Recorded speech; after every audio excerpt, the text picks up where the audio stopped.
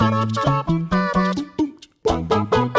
everybody, welcome to WhatCulture Gaming. I'm Scott, joined by Josh. Hello, Scott. Hello, Josh, my friend. You went to bed a little bit early, didn't watch the Video Game Awards live. I did. I've only had about 6 hours sleep or something, which sounds like a lot, but it's not. I just, a bit ill. What are you doing, man? Like, you could just get up early and watch it on the morning like me. There's no why fun are in you that. putting yourself through this? You've got to avoid spoilers. You've got to watch it live. There's a whole thing. There's a whole energy to it. If you're watching something live and you see Twitter erupt and everybody explode, and you get to see something like the perfect dark reveal or the new Mass Effect at 3 a.m. in the morning, it's a little bit more special. I'm loving it. So yeah, we just thought we're pretty much going to deep dive on Mass Effect and Perfect Dark and some of the bigger announcements that came out with the Video Game Awards. But it was a hell of a show all round. So we'll just kind of touch on everything. Sort of sweep the top off. Sort of sweep the cream off the top of the pint. I've not had much sleep, but it's fine. And don't worry about it. And so, like, there's... Can't tell, mate. It's all right. It's okay. You're doing well. It's all right. Yeah, so, like, there's things to touch on, from the beginning of the show, like Sephiroth was the character that's going to be in Smash Brothers. Back 4 Blood got shown off a full gameplay demo, which is from Turtle Rock, which is literally them just doing another Left 4 Dead. I can't believe how much it's like Left 4 Dead, man. Like it just is Left 4 Dead, and I'm happy for that. But even it's like from everything, from even like some of the animations, I was like, even that's just someone reloading an AK-47. That looks like someone reloading an assault rifle from Left 4 Dead. It was weird, but I'm here for it. I'm here for it. I think it's just like Valve aren't doing Left 4 Dead, so at some point someone at Turtle Rock was like, well, we're going then, fine, we'll go and do it with someone else. Also, very quick shout out, or quick mention, V's car from Cyberpunk is in Forza Horizon 4. You can get that on December the 11th. So in terms of deep dive stuff though, Mass Effect 4 got shown off, although it's not called Mass Effect 4, it's called Mass Effect Will Continue. Lol. Weird title, Scott? Huh? Good. I like Ewan this morning said it is Mass Effect William Continue, which, it kind of goes with the 3. I don't think he was up until 3 a.m., but it had the 3 a.m. vibes that it's very deserves. 3 a.m. 100%. Yeah, I think this thing made me tear up. This thing gave me Halo 3 Master Chief emerges from the smoke energy. I don't know, I wasn't expecting to care this much considering how much I hated Mass Effect 3 and how much of an absolute tire fire Mass Effect Andromeda was. But having gone back through the Mass Effect trilogy, I'm halfway through 2 at the minute. It's always been one of my favorite franchises of all time, and it's in this teaser, they know exactly how to tease it out. Like, they do the whole thing where they show that we're back in the Milky Way, you get to see Earth, you get to see the Citadel blown to smithereens, assumedly the mass relays are as well, which confirms that we're continuing directly on from Mass Effect 3.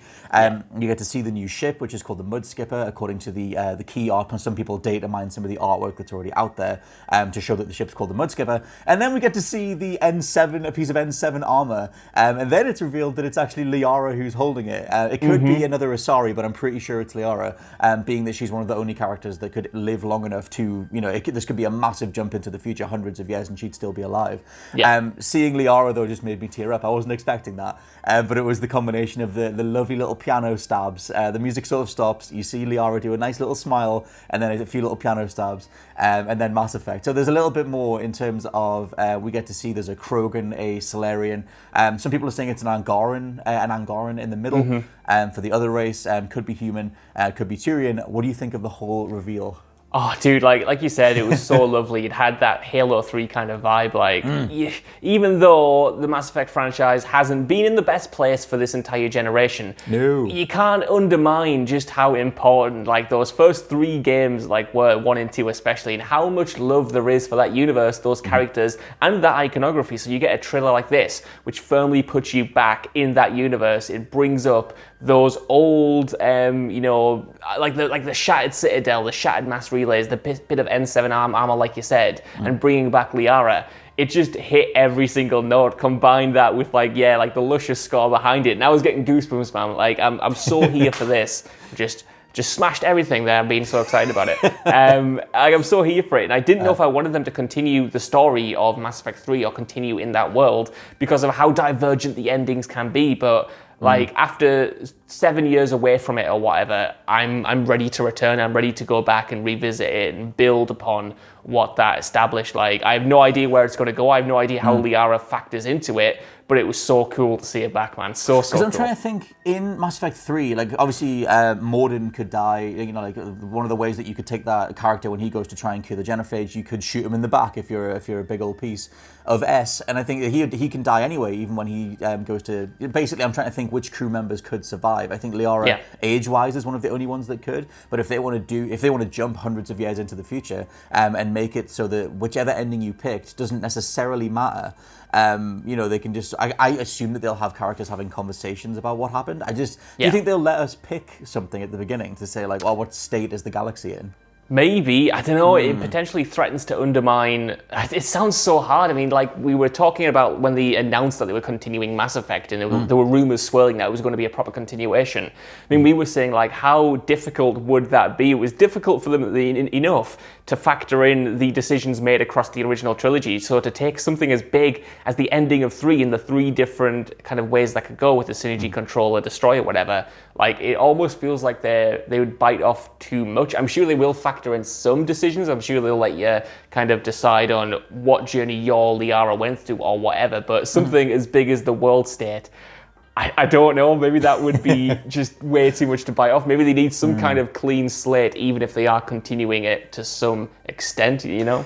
Yeah, I mean, I like the idea of having one of the original crew members letting you sort of have those conversations of, like, well, what happened? And as Liara, maybe you can... I don't even know who you're going to play as, but I mean, like, you know, with Liara in those conversations, maybe you can choose to mold the galaxy around a conversation you have with her that sort of dictates what happened in regards to the synergy ending, the control ending, whatever it was. I don't know, they need to get away from that stuff as much as possible whilst also respecting the people who did like that ending, or at least like the ramifications of the way that stuff went.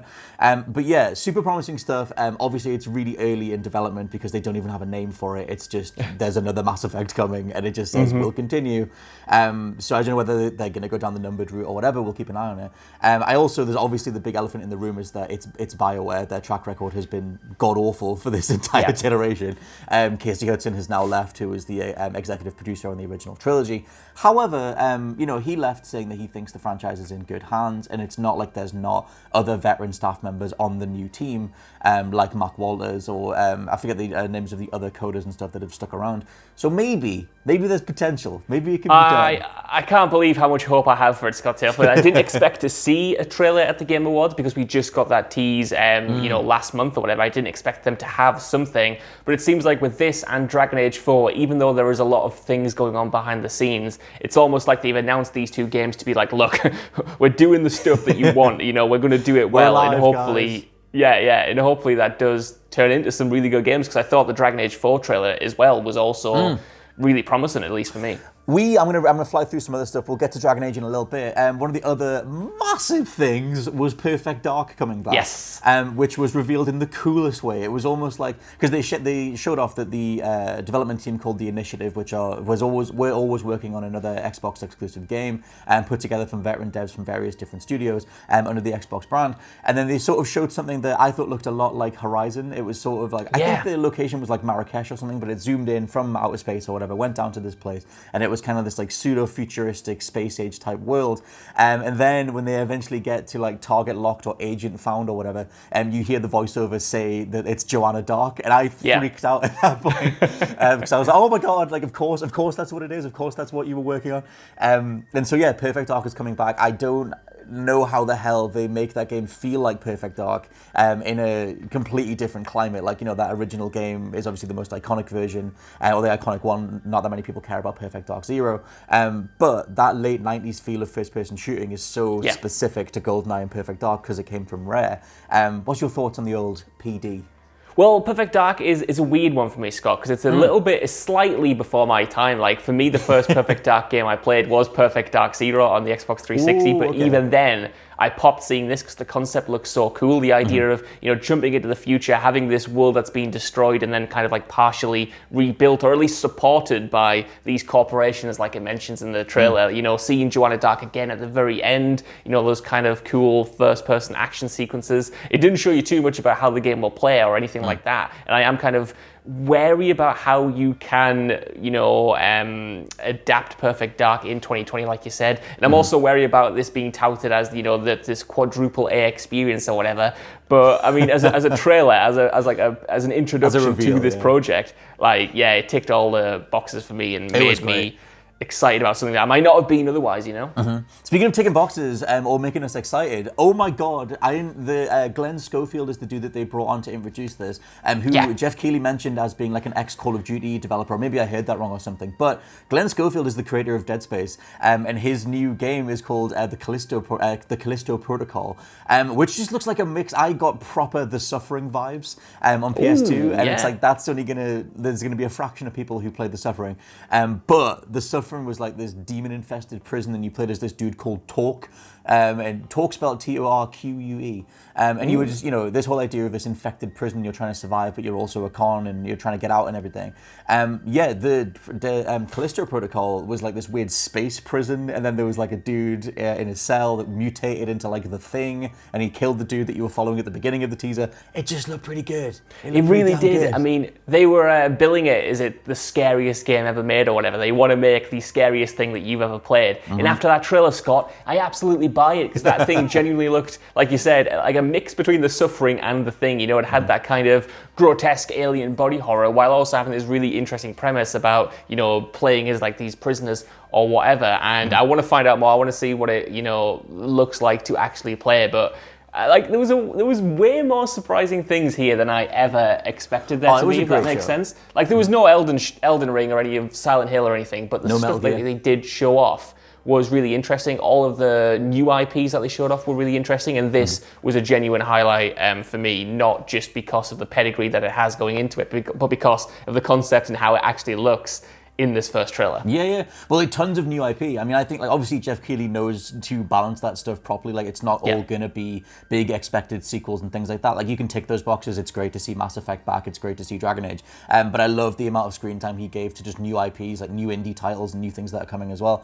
We'll fly through the next few. Evil Dead the game is something that popped you. You said this might be your game of the show. Right, I know, that sounds ridiculous because it just looks like a co-op kind of like horde-based multiplayer shooter. But like, I'm a huge Evil Dead fan, and getting Bruce Campbell back, getting those models on point, I genuinely thought it looked like visually really impressive. Getting characters from the Ash vs. the Evil Dead TV series in there. Like, as an Evil Dead fan, I want to play this so much. And it might be like the worst 5 out of 10 experience, but I'm going to be there day one, Scott. You mark my words, it's going to be installed on my PlayStation, and I'm going to be playing the crap out of it. I didn't vibe with Evil Dead. I watched the second one, which is the first one, and I just thought it was just all over the place, and it wasn't for me. But I know a lot of people. I love what's called Bruce Campbell, more for his cameos in Spider-Man. That's my reference point for Bruce Campbell. But the thing that I'm feeling that's in so many trailers now is the arbitrary, like, oh, you think it's going to be story focused, and then 4 characters stand into frame together, and it's like, it's another squad-based thing. Like, I guess that's just what we're doing now, regardless of what the IP is. I know what you mean. I do think Evil Dead kind of adapts to that a bit more because, especially Ash vs. the Evil Dead is kind of like this road trip where it's just this kind of action sequence after action sequence and this kind of gory chaos. And I think you can get that with kind of like 4 players, having all of these deadites swarming and you fending them off with chainsaws and boomsticks and all that stuff. I think it works kind of well in that framing of mindless chaos. I don't think you could do like a story-driven single-player game. I think that would get a little bit stale. You could maybe just do like a third-person action game or something. But we've kind of had those in the past. We've had okay to middling to crap attempts at it before, and I do think it's quite ballsy of this game just to call itself Evil Dead the game. Just wiping out the PlayStation 2 games. Yeah, didn't even Evil Dead games before then. But I thought I don't know whether it's just because I'm a big Evil Dead fan or what. But this, to me, is kind of what I imagine Friday the 13th was to Friday the 13th fans, I guess. Hopefully a bit more polished, though. It reminded me a little bit of the World War Z game, which was surprisingly tight. Like the World War Z game, all the Horde tech and everything like that, it seemed to come together pretty well. Scott Telford, it's made by the same people who did World War Z, which is why I think it's going to go down that same route, essentially. But I'm here for that. World War Z was kind of like, all right. I know Ben Roy quite liked it when it came out. He's a sucker for the zombies. Anything that lets him shoot a lot of zombies, he'll be totally fine. Next thing down, and like I said, we can fire through the rest of these. Returnal got a tiny gameplay demo, but at least it was in-engine, it was gameplay. Now coming March 19th, seems to be its release date that's locked in. Returnal, I thought the gameplay for that looked a hell of a lot more chaotic than the initial tone, the initial sort of, space survival horror type vibe that I got from the initial reveal. Whereas in the gameplay from last night, it was just full on, you're in like a small arena full of enemies just blasting the living hell out of everything. Yeah, I mean, I think that was partly to be expected for me because it's from Housemarque, who did a bunch of great kind of like side-scrolling like shooty games, Bullet Hell and stuff. Yeah, exactly like that. And you can kind of see that style adapted here to a more third-person, over-the-shoulder combat style, and I like sort of zipping around, firing off these shots, fighting against these enemies. It did kind of jar with what we'd seen before, but maybe they can blend those two styles really well, because you don't really necessarily need it to be action all the time. You can blend that in with kind of these more subtler or slower sequences where you're kind of taking in the atmosphere and you're exploring this place or whatever. It didn't blow me away, but it looked really solid for me. So much of their stuff has been like particle effects the game, which is gorgeous, but like it looks great. I'm curious what the hell they do with like a full-on, bigger budget and more polygonal models, and then blowing them up in a million different ways that just showers the screen in particle effects. I think that could be really fun. Housemarque do make really good arcadey shooters. I'm sure they cancelled their Battle Royale game as well, because that was like a direction they were going to go in with all the money that they got from the 2D stuff. Yeah, I have no idea what happened with that. I remember it being announced and then... Right, cool, okay. Because it was like they were going to go down that route. It was that whole thing where they showed a teaser and all the soldiers had like swords, and it was like, I guess you guys could do this. Like that's the thing everyone does. But they were also out there saying that no one plays 2D arcade stuff anymore, so they're going to do something else. So I don't know. Hopefully it pays off. Returnal seems like it has a nice amount of momentum behind it, and at least we know that it's coming in March. The thing after that was Dragon Age, which I wanted to see a lot more. The kingdom that they showed, I thought looked a lot like the Disney castle in the Disney logo. Like that sort of now you mention it, I didn't think about that, but now you mention it, yeah, kind of. I like Dragon Age fine. I don't follow it like I do Mass Effect. But the teaser itself, there was, even though they said it wasn't gameplay at the start, it then segued into lots of environmental shots, and we saw the various parts of that. I don't know if that's a new kingdom that they showed, but it seems like it's coming together. Yeah, I'm kind of with you. I'm not a huge Dragon Age fan. I really enjoyed Inquisition when that came out. But I like what they're doing with the story, or at least what it seems like they're doing with the story. And they're kind of pulling away, in the trailer's narration, it was like, you're not going to be someone with a magic hand like you were in Inquisition. You're not going to be kind of fulfilling this prophecy. You're going to be this someone who doesn't usually take the hero role in these games, which is really cool for me because I'm not really a big fan of the kind of chosen one prophecy kind of style of narrative or anything like that. I like it when you have more agency and you have more decisions, and I think this is a cool way to move on from that a little bit and give the player, hopefully, more options and more agency in the story in a different way. And obviously on the BioWare side, Dragon Age, also lost one of their key creative members, Mark Liara, who's been with with BioWare for almost 20 years or something. So kind of like Mass Effect, it's like both of these franchises. It's really going to be kind of what's the phrase, live or die, ride or die? Yeah, I think so. On whether or not make or break, yeah. That's make or break's the one I want, not ride or die. That's Fast and Furious. Do you know why that's on my mind? Because Vin Diesel is in Arc 2. Just to sort of get through some of the remaining announcements. Vin Diesel got this ridiculous over-the-top trailer thing, which I thought was his studio again, because he founded a video game studio called Tygon. And I thought that was going to be his grand return, where I was like, this is the dumbest Vin Diesel type thing ever. Of course, he's a tribal warrior punching a T-Rex. And then he makes it, he escapes to somewhere that then starts to rip off Horizon, and there's all this tech underground and everything. But then it's revealed that it's actually Arc 2. So they're doing, I guess they're fleshing the Arc franchise out to be a little bit more like Monster Hunter in regards to sort of cross-branding stuff. We're getting an Arc animated show alongside Arc 2, the next game. I've not played any of the Arc games. I don't know if you have. But no, it's a complete blind spot, but I thought Vin Diesel looked really good. That was something. I enjoyed that. He's got a spear. He's got tattoos and stuff. He seems cool. But in terms of, obviously we covered the biggest announcements towards the start of it. The other stuff to throw in is that Disco Elysium is coming to PS4/PS5 in March 2021, which is something that me and Josh, I jumped off the seat when this got announced, because I thought they were going to say it was available at the end of the show, and they didn't. It's not available until March, but Disco Elysium just swept the Game Awards across 2019, and just seems to be one of the most recommendable RPGs there is. But we've been waiting for it to come to consoles. Open Roads is the next game from Fulbright, the guys guys that did Gone Home and Tacoma, which has a really awesome art style where the characters are sort of hand-drawn 2D style, but the environments are in 3D, which I just love the idea of that. I want more games to experiment with unique art styles, stuff like Octopath Traveler, like start meshing different things that we're used to, 2D and 3D, and see what you can get. And I also want to give a shout out to Scavengers as well, which I forget the name of the new studio that's putting that together. The game is called Seasons. The studio is called Scavengers.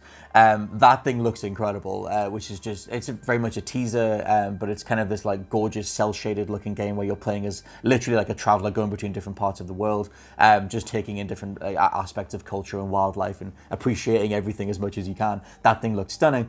But overall, what did you think of the Game Awards? I thought that was a pretty good show. Yeah, I thought it was a really strong selection. The big hitters that were there hit big, and those smaller games, like there were a bunch of titles that I'm really looking forward to now, like that the game you just said. I've already forgot the name of the Traveler one. Seasons. Seasons. That's it. That looked absolutely gorgeous from a pure art perspective. Yeah. And stuff like the new horror game from the Dead Space creators. It just had a nice spread, Scott. That's what I'll say. Like a lovely cheese board. It had a nice spread. Yeah. Like a fine brie. I think it was, I mean, for me, this is one of the best Game Awards that Jeff's put together so far. I think he is a bit susceptible to giving in to, saying yes to every single promotional opportunity there is. But I feel like it was worse last year. I think that he got a better balance this year, even though a lot of the awards, some of them were done during the pre-show, which is just crazy. Yeah. And then some of the awards, it's like 20 minutes of reveals and stuff like that, and then just a sidebar of like, oh, by the way, this thing won Best Action Game. Anyway, there's another trailer over here. And it's sort of like, it's a little bit scattershot. But overall, I thought it was a great show. For now, though, for me and you, this is our last in-person, on-camera news thing. And then we're done for 2020, I know. It's crazy. This is the last thing. Yeah, my last news video with you, Scott. My last video of the day, I think. And before I go, I don't want to get too mushy. You know what I mean? I don't want to get too mushy. But I want to say, I'm really, really thankful to be able to do this with you, especially every single day. Because while I like doing all of the content, like this has been incredibly grounding to do every day. Like to wake up during this hell year to be able to do this with you. For everyone like tuning in, I'm very, very grateful. Very, very thankful. It's been a total joy, and I can't wait to bring the news lads back again next year. Mate, it's been lush. I think of all the things across 2020, obviously we saw each other in person for the first time after like 7 months when we did the Resident Evil stuff. From across the room, we sort of did a distanced hug. Can't wait to hug you, mate. That's one of the things I'm looking forward to. It's on my list of things I can do after we get the vaccine and stuff. But yeah, it's on my Christmas list, man. It's on the 2021 New Year's resolution is just have a hug, just be able to have a hug. But yeah, saying back to you, man, I think we've kept each other going, and I think everyone who's followed along, obviously we've managed to spin it off onto the News Lad stuff on the podcast side. But it's been lush. It's been lush just checking in every morning, and we'll just keep it going. We're pretty much signing off in regards to 2020 video news stuff. We are going to try and pre-record some audio stuff, so keep an eye on the podcast feed towards Christmas. But for now, Ivan Scott from WhatCulture.com. I mean, Josh from WhatCulture.com. And we'll catch you next time in 2021. Bye.